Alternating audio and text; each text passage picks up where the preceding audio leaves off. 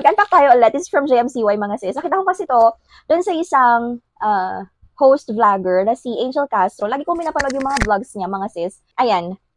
Syempre, sabi niya doon, isa sa mga ginagamit niya is JMCY. Eh ako usually mga sis, ang ginagamit ko lang talaga is ito. Mga mi, ang ginagamit ko lang talaga is lip tint. This is from Careline mga mi. Ayan, Careline, Stay With Me. And then, ito ay from Beauty White.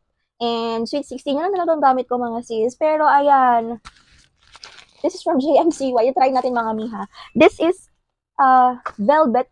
What do you call? Wait lang, tingnan natin. This is lip velvet, lip cream, or hindi ko sure mga sis ha.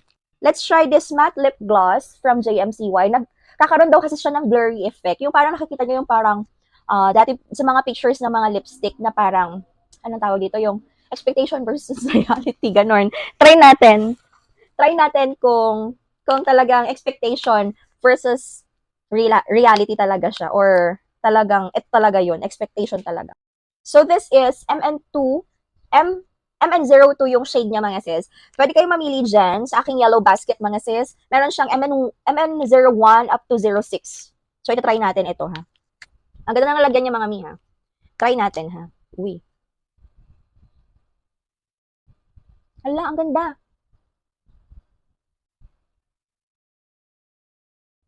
Hindi kasi talaga ako nagli-lipstick mga sis. Lip tint lang talaga ako. Kaya pagpapadalahan nyo ako lip tint, charing. Ayan. Pero itong JMCY mga sis, ang ganda. Tingnan ninyo oh. Huy, JMCY, bakit ganito ka? Ang ganda mo. Kung gusto niyo yung blurry effect mga mi na lips, ayan. Ito ang perfect na perfect. Hindi siya, wala siyang filter mga mi. Ayan oh. Wala siyang filter mga sis. Tingnan ninyo oh. Ang ganda. Mga mi, wala yung filter. Ang ganda. Bibili pa ako ng ibang colors nila mga sis. So, ano kinakailangan ninyong gawin? Check my yellow basket at mag-check out na. Bye!